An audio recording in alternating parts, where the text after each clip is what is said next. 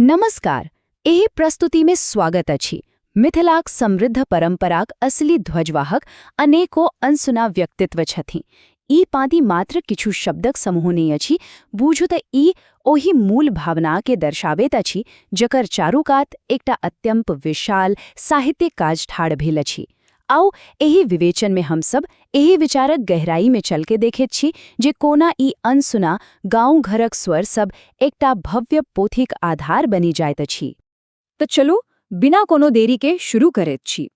एही गपशप में गजेंद्र ठाकुर का प्रसिद्ध मैथिली उपन्यास सहस्र शीर्षा का जे सांस्कृतिक ताना बाना अछि ओकर हमसब पड़ताल करब। ई पोथी मिथिला का लोक जीवन ओतेक अपन भाषा आ माटी का गंध का एकटा बड्ड जीवंत चित्र प्रस्तुत करैत अछि। नीक, आब एक बेर आयक रूपरेखा पर नजर दोली। पहिल अछि द 1000-हेडेड टेल, दोसर वॉइसेस ऑफ मिथिला, तेसर वेलकम टू मिसिवार, चारिम फोकलोर एंड नेचर आ अंत में द मैथिली लेगेसी।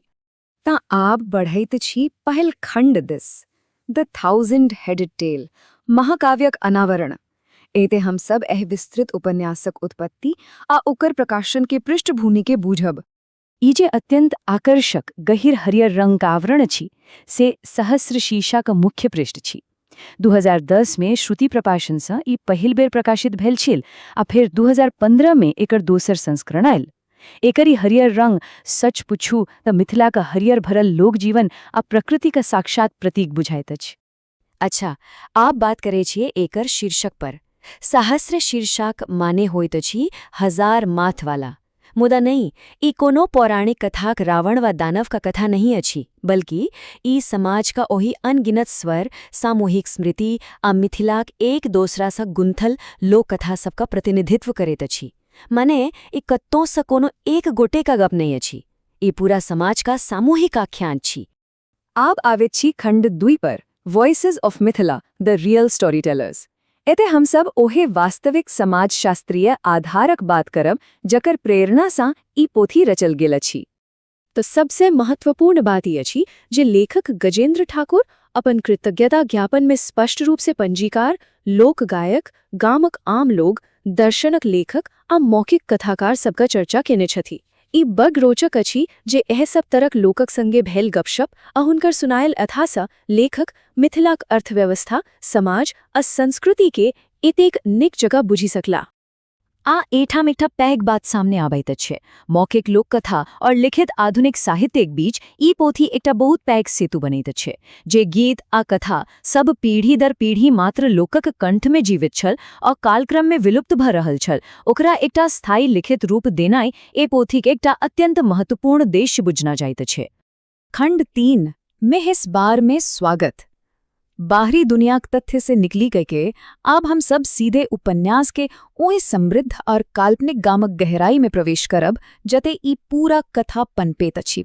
सहस्र शीर्षा में एक सलग के 18 धरिक अध्याय अछि। एकरी जे विस्तृत सूची अछि ओ उपन्यास का गति आ ओकर प्रभावशाली दायरा के देखा रहल अछि। सच कही त प्रत्येक अध्याय गामक जीवन के एकटा नव और अनोखा पन्ना खोलैत अछि। त आओ देखैत छी जे ई कथा कोना शुरू होइत अछि।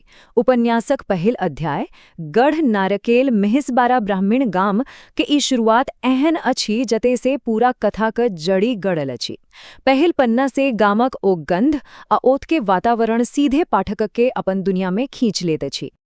मैथिली लिपिक की सुंदरता आ वाक्यक जे लय अछि ओ मेहिसबार गामक परिदृश्य आ ओते रहे वाला लोकक एकदम ठेठ वर्णन करैत अछि। गामक लोकक बात विचार, आपसी गपशप आ छोट छोट घटना, भाषा की जटिलता आ मधुरता गाम के साक्षात सामने ठाड़ कराई देत अछि। ई पाँति सब अपना आप में एकटा कथा कहवाक सुखद अनुभव दैत अछि। आब बढ़ैत छी खंड 4 this, folklore and nature motives of Mithila. एही खंड में हम सब ई देखब जे मेहिसबार गाम के जीवंत बनावाक लेल प्रकृति आ लोक कथाक सुंदर प्रतीक सभक कोना उपयोग भेल चाही। अच्छा, चलू ई दुनू माछ के चित्र पर ध्यान दै छी। यिन यांग जका गोलकार बनल ई पारंपरिक माछ के जे प्रतीक अछि ओ मिथिलाक प्राकृतिक आ सांस्कृतिक संतुलन के बहुत नीक जका दर्शा रहल अछि। मिथिलाक लोकजीवन ओते के जल संसाधन अजे शुभ अशुभ मान्यता सब अछि ताहे में माछ का स्थान त सर्वोपरि अछि ई बात सबके जनले अछि।